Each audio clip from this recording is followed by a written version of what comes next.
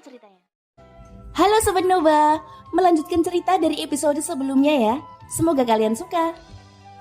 Chimi yang berkeliaran di alam dewa kuno segera datang setelah menerima panggilan dari Xiaoyan. Kita harus pergi, ucap Xiaoyan. Kemana kita akan pergi? Tanya Chimi. Xiaoyan berjalan ke sisi Chimi, lalu memandangnya dengan serius, mengulurkan telinganya dan menepuk bahu Chimi.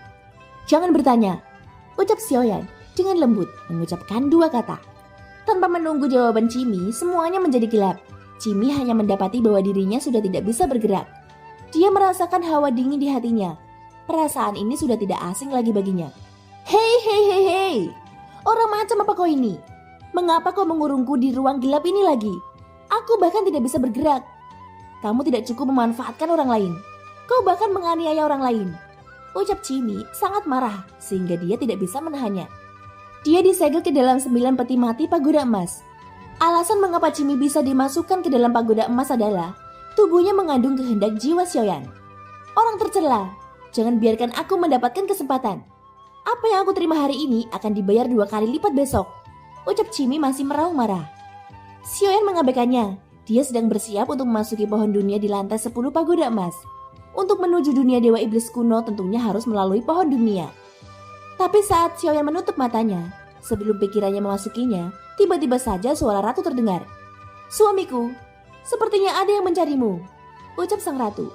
Pada saat ini tidak jauh darinya, terlihat sesosok berdiri di udara. Sosok itu menggunakan topeng sehingga tidak bisa melihat wajahnya dengan jelas. Xiaoyan sedikit mengangkat alisnya, lalu perlahan membuka matanya untuk melihat ke kejauhan. Hei reinkarnasi Zuzang, bisakah kamu bertarung? Ucap sosok itu berkata dengan suara dalam. Xiaoyan tidak berbicara, tapi menutup matanya kembali. Dia tidak tahu dari mana provokator itu berasal, dan Xiaoyan benar-benar tidak tertarik untuk melayaninya bertarung. Namun saat berikutnya terjadi ledakan. Pelindung Bahtera Tabu tiba-tiba hancur, dan sosok ratu pun menghilang begitu saja. Saat ini aura kuat langsung menyelimuti Xiaoyan. Sosok bertopeng itu muncul di atas Xiaoyan lalu menampar dengan satu telapak tangan. Cakar hantu hijau terkondensasi. Xiaoyan mengerutkan keningnya. Saat dia membuka matanya, sosoknya tiba-tiba menghilang. Dan itu sangat cepat ketika muncul lagi. Xiaoyan sudah sampai di depan orang yang menyerangnya. Lalu dia mengulurkan tangannya secepat guntur. Telapak tangannya berubah menjadi cakar tajam untuk meraih topengnya. Jika kamu ingin bertarung, maka bertarunglah. Tidak perlu menyembunyikan identitasmu, ucap Xiaoyan. Menghadapi kecepatan Xiaoyan yang sangat cepat ini, sosok bertopeng itu jelas sedikit terguncang. Dia tidak menyangka Xiaoyan akan secepat itu. Tepat saat Xiaoyan menyentuh topengnya, dampak kuat terkeluar dari tubuhnya. Kemudian tubuhnya bangkit kembali dan membentuk segel tangan rumit. Domain Dewa Abadi Neraka, aktif! Teriak sosok itu. Detik berikutnya segala sesuatu di sekitarnya berubah menjadi dunia bawah dan menelan Xiaoyan bersamanya. Menciptakan alam dunia bawah, ucap terkejut Xiaoyan. Domain Dewa Abadi ini cukup mengesankan. Samar-samar mengandung kekuatan aturan dunia, seolah ingin menarik jiwa Xiaoyan ke dalam reinkarnasi. Segera tanda bintang 7 muncul di antara alis Xiaoyan. Kemudian tanda unik Zizun juga samar-samar berkedip. 82 pukulan dewa, teriak Xiaoyan. Seluruh tubuh Xiaoyan bersinar dengan cahaya keemasan. Tinju berisi cahaya keemasan terlempar dari udara tipis, mengguncang api penyucian di dalam dimensi dunia bawah. Bum bum bum. Seluruh kekosongan mengeluarkan suara tumpul seperti drum. Kekuatan dahsyat meledak di antara mereka berdua. Meskipun tinju Xiaoyan tidak memiliki kekuatan aturan, namun kekuatan absolut itu sendiri juga merupakan sebuah aturan. Apa yang ditekankan oleh keabadian fisik adalah mengalahkan semua metode dengan pukulan. Domain Dewa Abadimu memang berisi kekuatan aturan, tapi sayangnya masih belum sempurna, ucap Xiaoyan mendengus dingin. Dan ketika dia sudah setengah melakukan 82 pukulannya, dunia bawah yang penuh api penyucian ini bergejolak dan mulai berputar kembali. Sosok bertopeng hanya bisa bergerak mundur, sampai jalannya ke neraka dihancurkan oleh tinju Dewa Xiaoyan. Domain Dewa Abadi, 18 tingkat api penyucian, teriak sosok bertopeng itu. Begitu suaranya itu keluar, pupil mata Xiaoyan menyusut tajam. Bukannya tidak takut, tapi dia sama sekali tidak bisa menebak identitas orang bertopeng itu. Api merah tak terbatas menutupi Xiaoyan. Di bawah kakinya adalah rawa hitam berlendir. Itu terus menggelembung ke atas. Pada saat ini muncul satu demi satu tangan untuk meraih betis Xiaoyan dan menyeret Xiaoyan ke dalam rawa hitam ini. Tubuh Xiaoyan tenggelam sedikit demi sedikit. namun dia tidak terburu-buru mengambil tindakan. Apakah kamu dari dunia bawah? Tanya Xiaoyan. Tidak, ucap sosok bertopeng itu. Lalu apakah kita teman atau musuh? Tanya Xiaoyan. Dia tidak merasakan niat membunuh apapun yang terpancar dari sosok bertopeng itu. Kita bisa menjadi musuh dan bisa menjadi teman, ucap sosok bertopeng itu. Hahaha, kalau begitu baiklah, ucap Xiaoyan sambil tersenyum. Setelah selesai berbicara, nyala api menyebar di bawah kakinya. Mari kita lihat domain dewa abadi siapa yang lebih berkuasa, ucap Xiaoyan. Saat berikutnya, domain dewa api Xiaoyan meledak. Tak terkecuali rawa di kakinya langsung dibakar oleh wilayah api Xiaoyan. Roh jahat pasukan iblis muncul, ucap pria bertopeng itu langsung berteriak keras. Pada saat ini keduanya mulai bersaing di dalam domain dewa abadi. Di bawah kaki Xiaoyan banyak sekali sosok yang merangkak keluar dari rawa hitam. Semuanya mengandung aura yang kuat. Jiwa-jiwa ini seharusnya memasuki reinkarnasi. Kamu menjebak mereka di sini. Domain dewa abadi seperti itu dapat dianggap sebagai jalan iblis, ucap Xiaoyan, matanya sedikit menyipit. Setiap orang yang kubunuh bukanlah orang baik. Aku akan menjaga jiwa mereka menebus dosa-dosa hidup ini dan menunggu dosa dihapuskan sebelum membiarkan mereka bereinkarnasi sebagai orang bersih lagi. Ucap pria bertopeng itu menanggapi kata-kata Xiaoyan dengan muram, seolah-olah dia tidak terima jika dewa domain abadinya disebut jalan iblis. Jadi kamu ingin membuktikan ini dengan bertarung bersamaku? Domain dewa abadimu memang kuat dan berisi kekuatan aturan, tapi berdasarkan pemahamanmu yang saat ini, menurutku kamu terlalu terburu-buru menampilkannya, ucap Xiaoyan. Setelah selesai berbicara, lautan api langsung memenuhi seluruh domain dewa abadi. Bahkan tidak ada ruang bagi pria bertopeng untuk mempertahankan domain dewa abadinya, dan domain dewa abadinya langsung runtuh. Sosok pria bertopeng dan Xiaoyan muncul kembali di kehampaan. Pria bertopeng itu memegangi dadanya. Darah segar melonjak keluar dari mulutnya. Meskipun kamu memakai topeng, tapi menurutku kamu pasti teman lamaku. Aku tidak akan membunuhmu hari ini. Tapi jika lain kali kamu bertindak sombong memprovokasiku, aku khawatir nasibmu tidak seberuntung sekarang, ucap Xiaoyan berkata dengan dingin. Sial, orang tua itu berbohong padaku, ucap pria bertopeng itu meraung marah. Xiaoyan sedikit mengangkat alisnya, tapi dia masih belum bisa menebak identitas orang ini. Aku masih kalah, tapi aku pasti akan mengalahkanmu suatu hari nanti, ucap pria bertopeng itu berkata dengan tegas. Setelah mengatakan itu sosoknya berputar dan kemudian menghilang di kehampaan.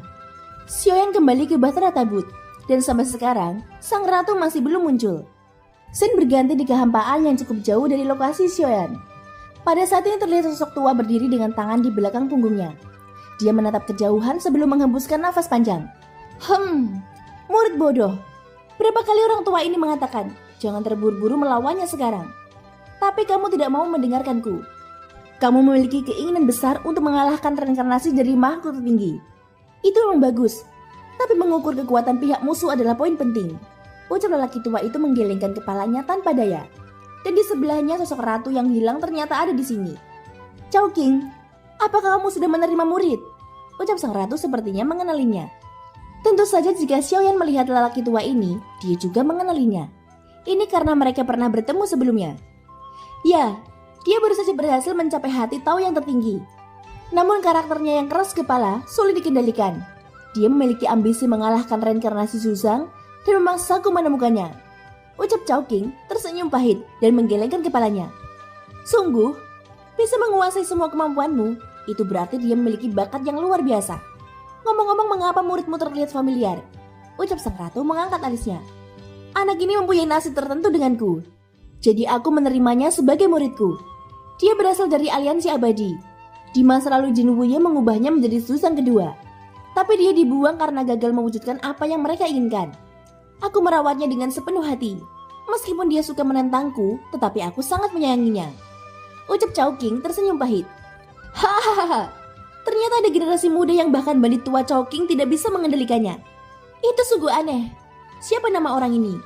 Sejak dia mewarisi Huan Kuan Dao dan hati Dao tertinggimu, aku yakin dia akan menjadi orang kuat di masa depan. Dan menjadi salah satu eksistensi teratas milik Sensi. Ucap sang ratu tidak bisa menahan diri untuk tidak menutup mulutnya sambil tertawa. Namanya adalah Luo Tian. Sekarang dia dikalahkan lagi. Dia pasti pergi dengan amarah. Dan aku tidak tahu kemana aku harus mencarinya. Ratu, mari kita berpisah di sini. Ucap Chowking. Ya, aku juga ingin menemui suamiku. Ucap sang ratu sambil tersenyum. Setelah selesai berbicara, sosok Chowking terdistorsi dan menghilang. Saat berikutnya sosok sang ratu juga menghilang. Ketika dia muncul lagi, dia sudah berada di Bahtera Tabut tepat di depan Xiaoyan. "Apakah ratu mengenali orang bertopeng itu?" tanya Xiaoyan. Hilangnya sang ratu pasti ada hubungannya dengan orang bertopeng itu. "Ya, apakah kamu baik-baik saja?" tanya sang ratu menganggukkan kepalanya. "Siapa orang bertopeng ini?" tanya Xiaoyan kembali. "Seorang murid dari teman lama. Adapun siapa pria bertopeng tersebut, kamu juga mengenalinya. Tapi identitasnya, aku sudah berjanji bahwa kamu akan mengetahuinya sendiri di masa depan. Yakinlah bahwa itu merupakan hal paling baik bagimu," ucap sang ratu. Xiaoyan tidak mengerti apa yang dimaksud ratu. Tapi karena dia tidak mau mengatakannya, maka Xiaoyan tidak memaksanya. Jalan Dao pria bertopeng menuju pencerahan dan mempunyai arti tertentu. Tapi suasana hati serta kekuatannya terlalu mentah. Tidak ada lawan seperti itu di antara musuh yang pernah aku temui sebelumnya, ucap Xiaoyan sambil berpikir dalam benaknya. "Baiklah, sudah waktunya bagiku untuk berangkat ke dunia Dewa Iblis kuno," ucap Xiaoyan kembali. "Suamiku, berhati-hatilah. Aku menunggumu di Sensi," ucap sang ratu. Xiaoyan menganggukkan kepalanya, kemudian menutup matanya. Saat berikutnya sosoknya menghilang begitu saja dari Bahtera Tabut. Dan saat ini wajah ratu perlahan-lahan menunjukkan ekspresi kesepian. "Begitulah caraku melihatmu pergi pada awalnya. Tapi itu bukan kemauanku saat itu," ucap sang ratu menghela nafas dalam-dalam. "Ada reinkarnasi di dalam surga. Siapa yang akan terhindar dari surga? Aku tidak pernah berpikir bahwa aku yang dulu begitu acuh tak acuh terhadapmu, kini malah menjadi sebaliknya. Bahkan kamu tidak pernah menempatkanku sebagai selirmu," ucap sang ratu. Semakin ratu memikirkannya, semakin dia menjadi marah. Dia berdiri di Bahtera Tabut untuk waktu yang lama sebelum kembali ke alam dewa kuno dengan marah. Di pavilion Qianji ada lebih banyak lukisan tinta segera bermunculan.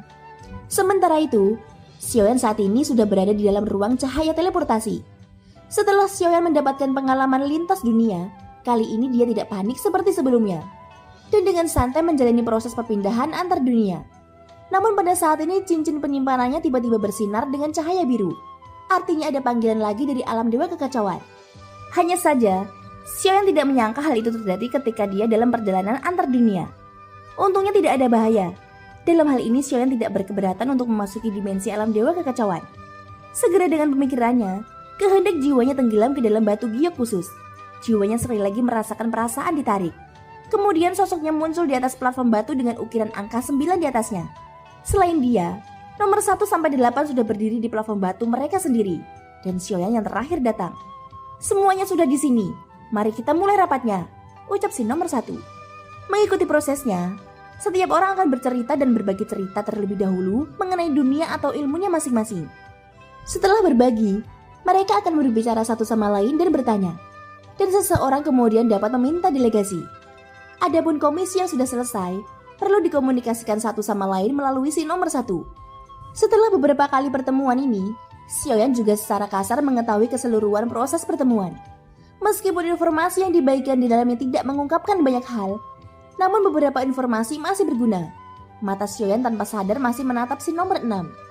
Meski tidak ada yang mencurigainya, setiap kali Xiaoyan datang ke alam dewa kekacauan, itu masih membuatnya meragukan identitas si nomor 6. Pada dasarnya dapat dikonfirmasi bahwa sisanya berasal dari dunia yang berbeda kecuali Xiaoyan dan si nomor 6. Jika si nomor 6 tidak berbohong, dia juga berasal dari Sensi. Namun tidak mungkin ada dua orang yang bisa mewakili Sensi di sini. Jadi menurut penilaian Xiaoyan, ada kemungkinan besar bahwa si nomor 6 bukanlah orang dari Sensi. Tapi sejauh ini, belum ada hubungan kepentingan antara kedua pihak. Oleh karenanya, identitas aslinya belum begitu penting. Sudah lama sejak pertemuan terakhir dan Xiaoyan juga penasaran dengan apa yang terjadi di selama ini. Sejauh yang aku tahu, sudah ada 4 dunia yang berperang. Sensi, dunia Dewa Iblis kuno, dunia Gunung Lautan, dan Taisu. Di samping itu setelah dunia tanpa batas runtuh, subdunia lain yang bernama dunia kiamat telah muncul sebagai yang terkuat. Ucap si nomor 2. Dunia kiamat, aku pernah mendengar tentang subdunia ini sebelumnya. Tapi aku tidak menyangka itu bisa benar-benar menggantikan dunia tanpa batas dan menjadi 9 dunia baru. Aku diblokir dari berita akhir-akhir ini. Aku tidak punya berita yang dapat dipercaya untuk dibagikan. Ucap si nomor 3. Setelah selesai berbicara, dia menghadapi Xiaoyan dan berkata lagi. 9. Terima kasih telah membantuku menyempurnakan ramuan itu.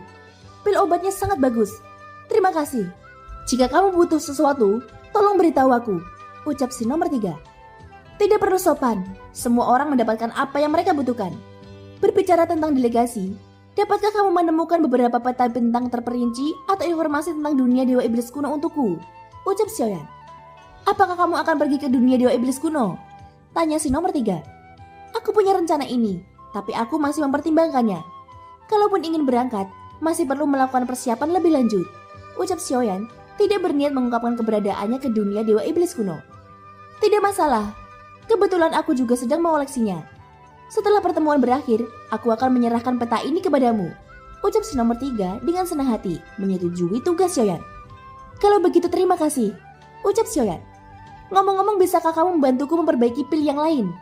Tingkat kesulitannya juga tidak terlalu tinggi. Ini hanya sedikit lebih sulit dari yang sebelumnya, ucap si nomor 3. Tapi aku belum punya waktu untuk menyempurnakan pil obat yang dipercayakan oleh si nomor 4 dan 5. Jadi izinkan aku menyempurnakan pil obat mereka terlebih dahulu. Dan aku tidak akan dapat memastikan kapan aku bisa memurnikan pil obat untukmu lagi, ucap Xiaoyan tidak berdaya. Tidak masalah, jangan terburu-buru. Aku bisa memberimu ramuan dan bahan obatnya dulu. Kapanpun kamu bisa menyempurnakannya, berikan saja itu kepadaku, ucap si nomor 3. Asalkan waktunya tidak terburu-buru, maka Xiaoyan masih bisa menerima komisi semacam ini untuk pemurnian obat. Bagaimanapun ini adalah satu-satunya cara Xiaoyan dapat bertukar bantuan. Meskipun mereka tidak mendapatkan informasi yang baik dari Xiaoyan, tampaknya mereka tidak mempermasalahkan hal tersebut. Malah mereka lebih membutuhkan skill alkimia Xiaoyan. Ini karena pil yang perlu dimurnikan sulit untuk dimurnikan dengan api biasa, dan Xiaoyan memiliki 3 jenis inti api. Jantung api ini sudah termasuk api teratas di seluruh dunia. Karena ini masalahnya, maka baiklah, ucap Xiaoyan menerima komisi si nomor 3. Adapun si nomor 4 dan si nomor 5, mereka juga mengatakan tidak terburu-buru, dan Xiaoyan bukan sengaja menundanya, tetapi benar-benar tidak punya waktu luang untuk memurnikan obat. Setelah si nomor 3 dan Xiaoyan selesai berbicara, giliran si nomor 4 untuk mengatakan berita yang dia bawa. Informasiku tentang dunia Dewa Iblis kuno. Sejauh yang aku tahu, dunia Dewa Iblis kuno saat ini semakin kacau. Ada retakan dalam penghalang dunia. Sejumlah besar orang kuat dari subdunia sekarang berdatangan, dan situasinya menjadi lebih mengerikan. Jika kamu ingin pergi ke dunia Dewa Iblis kuno, maka kamu harus berhati-hati. Konon banyak orang yang pernah melihat sosok berwarna biru itu dengan mata kepala sendiri. Kekacauan ini bukanlah sesuatu kebetulan. Tapi kemungkinan besar beberapa eksistensi dari alam dewa kekacauan datang ikut campur, ucap si nomor 4. Dia sepertinya tahu banyak tentang dunia Dewa Iblis kuno. Meski perkataannya menunjukkan bahwa dia hanya mendapatkan berita, namun Xiaoyan percaya dalam hatinya bahwa si nomor 4 mungkin berasal dari dunia Dewa Iblis kuno. Xiaoyan mengerutkan keningnya. Bisakah eksistensi di alam dewa kekacauan campur tangan di dunia luar sesuka hati? Jika sosok biru itu seperti mereka, itu hanya rompi untuk menyembunyikan identitasnya. Lalu mengapa sosok biru itu bisa muncul di dunia luar? Xiaoyan agak bingung, namun dia tidak bertanya sembarangan. Terlalu banyak pertanyaan hanya akan mengungkap kelemahan tentang kekuatannya sendiri. Tidak ada salahnya sedikit berbicara dan lebih banyak mendengarkan. Lagi pula jawaban atas pertanyaan itu tidak penting saat ini. Mungkinkah alam dewa kekacauan sudah mulai campur tangan di dunia ini? Tanya si nomor 3 dengan nada serius. Xiaoyan memikirkan Raja Roh dari Istana Surga Manusia. Mereka memiliki obat ajaib biru. Serta jantung biru mereka yang aneh itu tidak bisa dihancurkan meskipun tubuhnya hancur. Dengan cara ini mereka tidak bisa dibunuh. Mungkinkah inilah alasan mengapa Suzang hanya menekan kekuatan mereka dan tidak bisa membunuhnya secara langsung? Hal ini tidak diketahui secara pasti apakah kelompok Raja Roh ini tidak dibunuh karena jantungnya tidak dapat dihancurkan. Tapi pasti ada alasan tertentu bagi Suzang untuk tidak membunuhnya. Atau mungkin bahkan Suzang takut dengan sosok biru di belakang Istana Surga Manusia tersebut. Memikirkan ini, Xiaoyan tidak bisa untuk tidak terkejut. Dia segera mengembalikan ketenangan dan berkata dengan suara rendah, "Ada juga beberapa kelainan di dunia tempatku tinggal. Beberapa orang kuat memegang pil biru dan memiliki jantung biru yang unik.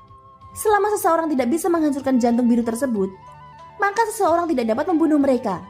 Ucap Xiaoyan, mau tidak mau harus melontarkan pertanyaan ini. Itu karena dia akan pergi ke dunia Dewa Iblis kuno. Di sana dia pasti menghadapi Raja Roh Tianxun dan Ning Yao. Jadi Xiaoyan harus menemukan solusi untuk melenyapkannya. Thank you guys, sudah mendengarkan ceritaku sampai akhir. Semoga hari kalian menyenangkan. Sampai jumpa dan bye-bye.